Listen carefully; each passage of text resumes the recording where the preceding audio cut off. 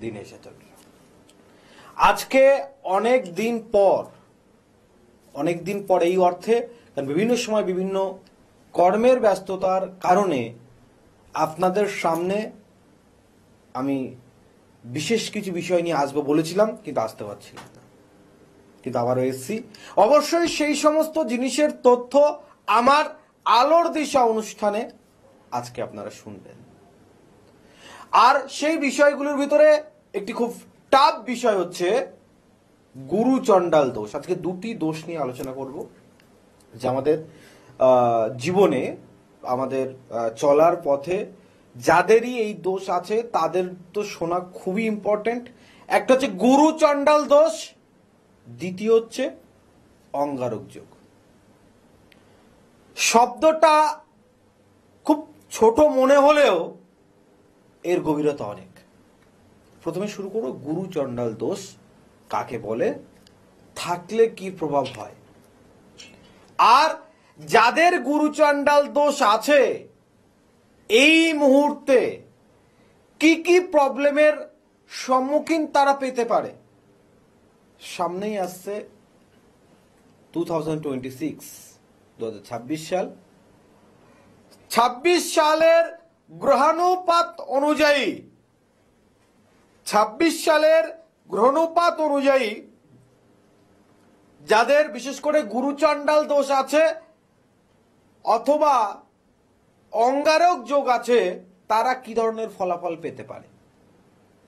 নতুন বছর পড়ার সঙ্গে সঙ্গে প্রত্যেকের কিন্তু একটা কিউরিওসিটি থাকে, প্রত্যেকেরই থাকে একটা কিউরিওসিটি, যে আগামী যে দিনটা আসছে কেমন হবে, আগামী বছর নিশ্চয়ই ভালো করে চলবো, ভালো কিছু আমার জীবনে হবে, যে ভুলগুলো করেছি সেই ভুলগুলো যাতে একটু শুধরে নিতে পারি, এই বিষয়গুলো কিন্তু অটোমেটিকলি একটা বিষয় চলতে থাকে আমাদের মনের ভিতরে।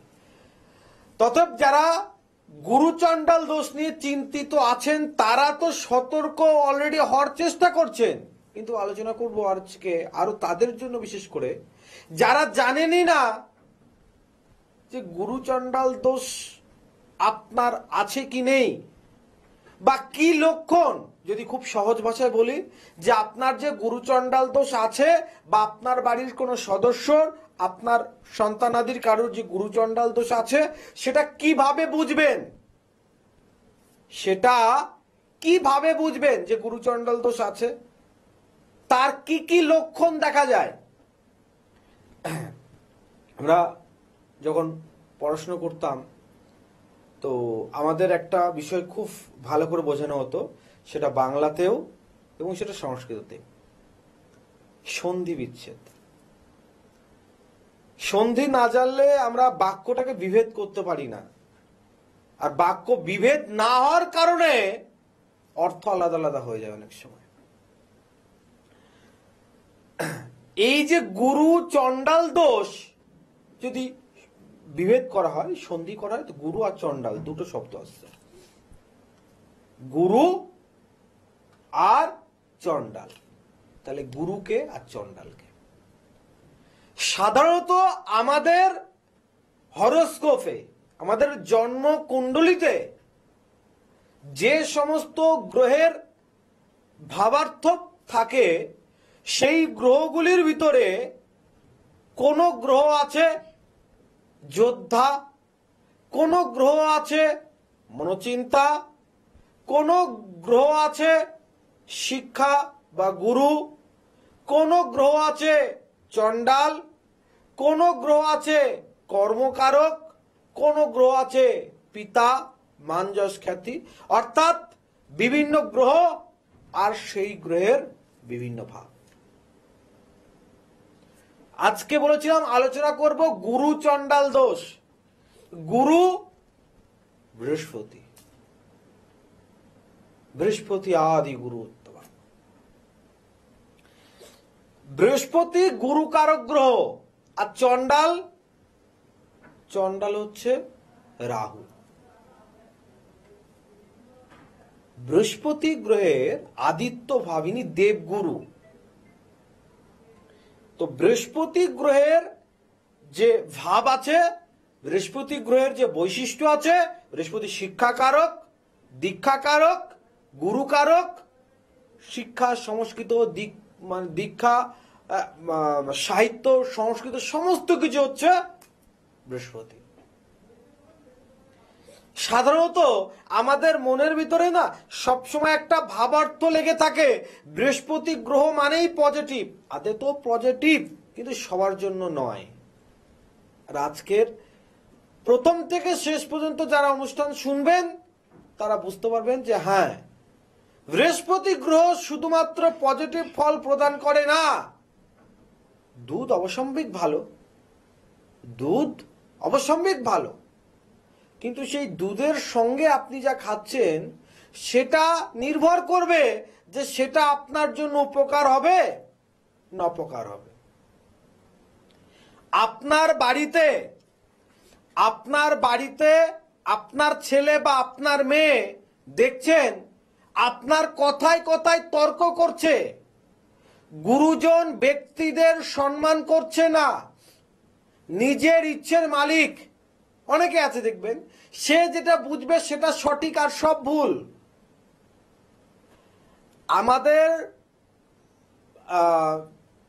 আমাদের সময় ছিল, এখন তো আস্তে আস্তে কমে যাচ্ছে, ঠাকুরদায়ের পায়ের জুতো, বাবা মায়ের পায়ের জুতো আমাদের পায়ে লাগলে আমরা প্রণাম করতাম, যে জুতোটা পায়ে লেগেছে প্রণাম করতাম।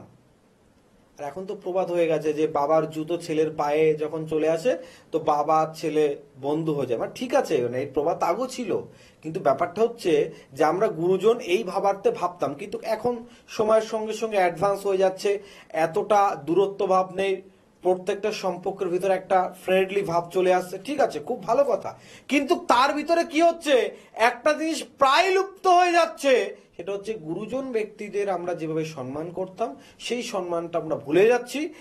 এর ব্যতিক্রমে যাদের গুরু চণ্ডাল দোষ আছে তাদের অধঃপতন কিন্তু অন্যরকম হচ্ছে, যেটা নিয়ে আমরা আজকে আলোচনা করতে চলেছি।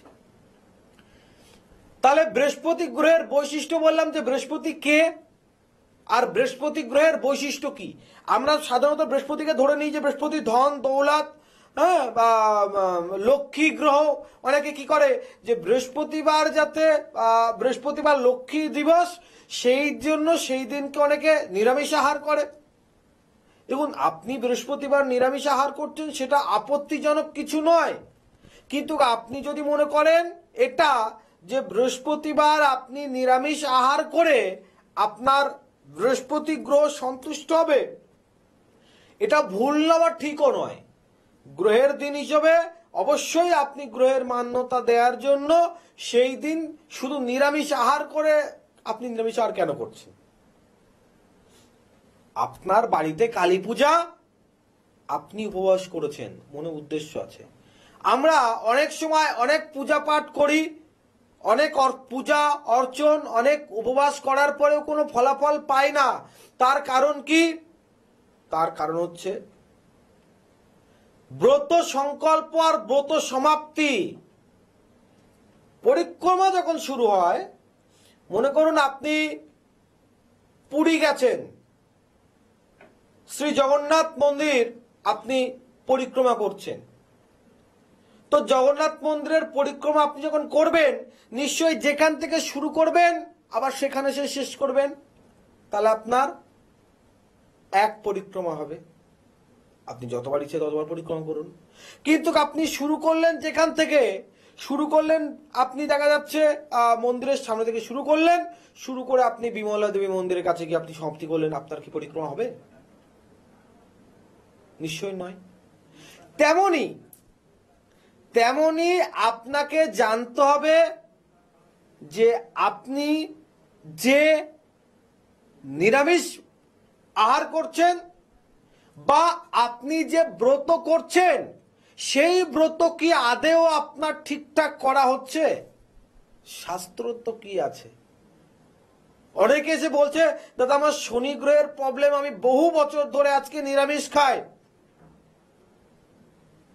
আমার বাড়ি থেকে প্রত্যেক মাসে একবার করে আমি শনিদেবের কাছে পুজো দিতে যাই।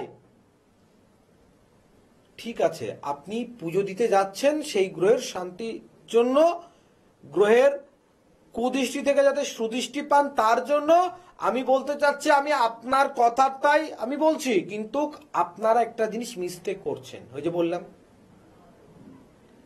যে জিনিস শুরু করা হয় সেটা সংকল্প করে শুরু করতে হয়। আপনি নিরামিষ খেতে হয় তাই খাচ্ছেন, সেটার জন্য কোনো ফল পেতে পারেন না। শাস্ত্রে এর কোনো বিধান নেই। মনের ভিতরে অনেক কিছু মন গড়া হতে পারে, মনের ভিতরে অনেক কিছু মন গড়া হতে পারে। এই মন গড়ার জন্য কিন্তু মাঙ্গলিক দোষ মানে খণ্ডনের জন্য কি করে, একটা ফুলের মালা নিয়ে শিবলিঙ্গের গলায় দিয়ে দেয়, আর বলা হয় মাঙ্গলিক কেটে গেছে। মনের ভাবার্থ, শাস্ত্র ভাবার্থ নয়, মনের ভাবার্থ। আপনি মনে মনে সন্তুষ্ট হতে পারেন, কার্যকরী তো কিছু হতে পারে না। তেমনি যখনই কোনো ব্রত করবেন, সেই ব্রত করার আগে ব্রতের সংকল্প করতে হবে এবং ব্রত সমাপ্তি করতে হবে। শিব চতুর্দশী ব্রত আমাদের, যদি গোটা ভারতবর্ষ আমাদের ভারতবর্ষতে সব থেকে দেবদেবীর ভাব বেশি, তো সেহেতু আমি বাইরে যাচ্ছি না, জাস্ট গোটা ভারতবর্ষের কথা বলছি। গোটা ভারতবর্ষের সব থেকে বেশি মন্দির তো শিবের মন্দির, সব থেকে বেশি মন্দির পরমেশ্বর ভগবান শিবের মন্দির। তো আপনি দেখবেন কমসে কম 80% শিবের মন্দিরে শিব চতুর্দশীর দিনকে এই ব্রত অনুষ্ঠান হয়, ব্রত পালন হয়। বহু যাত্রী, বহু ব্রতী সেদিনকে ব্রত রাখে। কিন্তু অনেকের মুখ থেকে শোনা যায় ব্রত রেখে আমি কোনো ফল পাইনি। আপনি ফলের আশা করে ব্রত যখন রেখেছেন, আপনি কি সংকল্প করেছেন? একটু আগে বললাম যে আপনি জগন্নাথ মন্দির পরিক্রমা করছেন। আপনি যখন মন্দির পরিক্রমা শুরু করছেন, তো সেই শুরু করার আগে আপনি সংকল্প করুন। যারা যে কোনো প্রকার জপ করেন, যে কোনো প্রকার নাম জপ করেন, বীজ জপ করেন, গুরুদেব যে দীক্ষা দিয়েছে, মানে যার যেমন ভাবে মতি আছে আর যার যেমন ভাবে শিক্ষা দীক্ষা আছে, যে যেটাই করেন, আজকে আমার কথা মিলিয়ে নেবেন, 100 ভাগ ফলাফল পাবেন। আর আমি কিন্তু আমার মন গড়া কথা বলছি না, বা আমি জোর দিয়ে বলছি না, শাস্ত্রোত্তর প্রমাণ আছে। যখনই কোনো জিনিস সংকল্প করে করা হয়, তার ফলাফল কিন্তু আলাদা রকম হবে। আমরা যখনই কোনো যজ্ঞানুষ্ঠান করি, যজ্ঞানুষ্ঠানে মাস্ট একটা জিনিস আমরা আহুতি প্রদান করি, বেলপত্র। তো বেলপত্র যে আমরা আহুতি প্রদান করছি, এই বেলপত্র আহুতি প্রদান কিন্তু কোনো অনগণিত পত্র আহুতি প্রদান করা হয় না। ধরুন শিবের জন্য আমি বেলপত্র আহুতি করব, তো সেক্ষেত্রে সেই বেলপত্রটাকে মানে একটা গোনা থাকে, সে 28টা হোক, 56টা হোক, 108টা হোক, হ্যাঁ, এটা কিন্তু একটা নির্দিষ্ট গোনা থাকবে। এবং সেই গোনা পত্রটাকে সেই সংখ্যার সংকল্প করে, যে শুধু সংকল্প না, কিন্তু অমুক মন্ত্রে, মানে কি মন্ত্রে আহুতি প্রদান হবে, কত সংখ্যক আহুতি প্রদান হবে, সেইভাবে সংকল্প করে যখন আমরা আহুতি প্রদান করি, সেটা কার্যকরিত হয়। নচেত আপনি পত্র দিলে সেটা কিন্তু কার্যকরিত হতে পারে না। ভক্তিতে মেলায় বস্তু, ভক্তি থাকলে সবকিছু সম্ভব। তারপরেও শাস্ত্রোক্ত যে বিধি আছে, সেই বিধি তো আপনাকে মানতে হবে। যদি আপনি সেই বিধি না মানেন, তো আপনাকে জ্যোতিষ মানানোর প্রয়োজন নেই। তাহলে যারা এতদিন ধরে শনিবার পালন করেন শনিদেবের জন্য, বজরংবলীর জন্য মঙ্গলবার পালন করেন, লক্ষ্মী দেবীর জন্য বৃহস্পতিবার পালন করেন, তারা প্রত্যেকে জেনে নিন, সংকল্প করে করুন। অন্তত কিছু না পারেন, এখন প্রশ্ন করবেন সংকল্প কিভাবে করব, তার তো বিধান আছে। তারপরেও কিছু না পারেন, অন্তত আপনারা বৃহস্পতিবার দিন, তো বুধবার দিনকে রাত্রে আপনি সংকল্প করুন যে হে লক্ষ্মী দেবী, আমি আপনার জন্য বৃহস্পতিবার পালন করছি। আপনি যার জন্য করছেন সে জানলই না, ভগবান তো অন্তর্যামী, ঠিক আছে, তারপরেও কিন্তু সন্তান না কাঁদলে মা দুধ দেয় না। তাই যে কোনো কর্ম যা শুরু করবেন সেটা সংকল্প বিহিত করলে, না করলে ফলাফল হয় না। যেমন বলছিলাম যে এই যে এত ব্রতী শিব চতুর্দশী করে, শিব চতুর্দশী করলে চতুর্দশীর আগে তৃতীয়ার দিন রাত্রেবেলা অথবা চতুর্দশী লাগার একটা তো ব্যাপার থাকে, সেই সময় লাগার আগে সংকল্প করতে হয় যে আমি অমুক, আমার অমুক পরিচয়, আর আমি আপনার আরাধনা করব, যে আমি আরাধনা করব, আমি এই ব্রত করব। এইভাবে, যদিও বিধান আলাদা আছে, আমি সংক্ষেপে বোঝানোর জন্য বলছি, এইভাবে সংকল্প করতে হয়। সংকল্প করার পরে যখন সেই চতুর্দশী শেষ হচ্ছে, চতুর্দশী শেষ হয়ে যখন পঞ্চমীতে পড়ছে, তখন কি করতে হবে? আপনাকে পুনরায় পারণ করতে হবে। পারণ কি? অনেক ব্রতী আছে যারা পারণ জানে না, আর পারণ যতক্ষণ না করছেন সেই ব্রত আপনার কখনো সম্পূর্ণ হতে পারে না, আর তার ফলাফল আপনি পেতে পারেন না। যদি ফলাফল পান সম্পূর্ণ, সেটা ভগবানের কৃপা থাকলে, আপনার মনে যদি ভক্তি থাকে, এগুলো কিছু লাগে না। তারপরেও এখন আপনার রাস্তা যদি আপনার জানা থাকে, চোখ বন্ধ করে আপনি যেতে পারবেন, তা আপনি দেখতে পান, তা আপনি কি চোখ বন্ধ করে যাবেন? সেটা আপনার ঠিক হবে? ভক্তিতে কিছু লাগে না। ভক্তিতে তো আপনার পঞ্চব্যঞ্জন কিন্তু ভক্তিতে লাগে না। ভক্তিতে কিন্তু 56 ভোগ লাগে না, কারণ ভগবানের কাছে কোনো কিছুর কম নেই, কিন্তু তার জিনিস নিয়ে তাকেই দেয়া হয়। ভগবানের জিনিস নিয়ে ভগবানকে দেয়া হচ্ছে, সেখানে কোনো কমতি ভাব নেই। আপনার ভক্তিটার প্রয়োজন ভগবানের, আর কিচ্ছু প্রয়োজন নেই। মানে আপনার ভক্তিটাও প্রয়োজন তা নয়, মানে আপনি একমাত্র ভগবানকে যদি কিছু দিতে পারেন, আপনার নিঃস্বার্থ ভক্তি দিতে পারেন। এখন আমরা স্বার্থ দিয়ে দিচ্ছি, সে ঠিক আছে, স্বার্থে দিল, সেটা ভক্তি থাকা প্রয়োজন। এই জন্য আপনাদের বৃহস্পতিবার সম্পর্কে এতবার বললাম যে গ্রহের দিবস পালন করলে সেই গ্রহ শুধু সন্তুষ্ট হবে না, গ্রহের দিবস আপনি যে পালন করছেন সেটার উদ্দেশ্য আপনাকে মনে মনে ব্রতী ভাব হতে হবে, তারপরে হবে। আচ্ছা, তাহলে বৃহস্পতি গ্রহ সন্তুষ্টের জন্য আমরা বৃহস্পতিবার আমরা পালন করছি। তো রাহু গ্রহকে কি করে সন্তুষ্ট করবেন? কোন বার পালন করবেন? কি এমন করলে রাহু গ্রহ সন্তুষ্ট হয়? কারণ যারা জানেন না, জেনে নিন যে বৃহস্পতি গ্রহের থেকেও দ্রুতগামী আর্থিক ভাব প্রদান করতে পারে শনি, দ্রুত ভাব প্রদান করতে পারে রাহু। শুধু বৃহস্পতি গ্রহতে কিন্তু ধনযোগ ভাব তৈরি হয় না, শনির সঙ্গে বৃহস্পতির ভাবার্থ মিললেই ধনযোগ ভাব তৈরি হয়। স্বল্প সময়, অনেকে দেখবেন খুব শর্ট টাইম, স্বল্প সময়ে বহু অর্থের মালিক হয়ে গেছে, অল্প সময়ে প্রচুর অর্থের মালিক হয়ে গেছে। এটা রাহুর প্রভাবে। আপনারা খারাপ মনে করেন না সকলে, রাহু মানে খারাপ। আপনার আজকে যে লটারি প্রাপ্ত হচ্ছে, বৃহস্পতির থেকে বড় রাহুর হাত আছে। হঠাৎ করে কেউ খুব গরিব ছিল, কোনো দালালি করে, প্রমোটারি করে অর্থ, একটা হেভি অর্থ উপার্জন করেছে, সেটা রাহুর বলে হঠাৎ করে অর্থপ্রাপ্তি। দেখুন, টুকটুক করে অর্থপ্রাপ্তির ব্যাপারটা আলাদা, আর হঠাৎ করে অনেক অর্থ অ্যাচিভমেন্ট করা, এটা কিন্তু আলাদা, এবং এটা রাহু গ্রহের প্রভাব। তাহলে গ্রহ কোনোটাই খারাপ নয়, না রাহু, না শনি, না মঙ্গল, কোনো গ্রহই খারাপ নয়। খারাপ সময়ের অর্থে হয়। যেমন বৃহস্পতি গ্রহ খুব ভালো, এবং বৃহস্পতি গ্রহের সঙ্গে যখন এই রাহু মিশছে, সেই রাহু আর বৃহস্পতিতে একসঙ্গে হচ্ছে গুরু আর চণ্ডাল। যাদের সন্তান অবাধ্য হয়ে আছে কোথাও না কোথাও গিয়ে, সবার নয়, বিভিন্ন জনের বিভিন্ন রকম কারণ থাকে, যেমন আলোচনা করলাম একটু আগে, কোথাও গিয়ে চন্দ্রের সঙ্গে রাহুর অবস্থান থাকে, গ্রহণ দোষ হয়।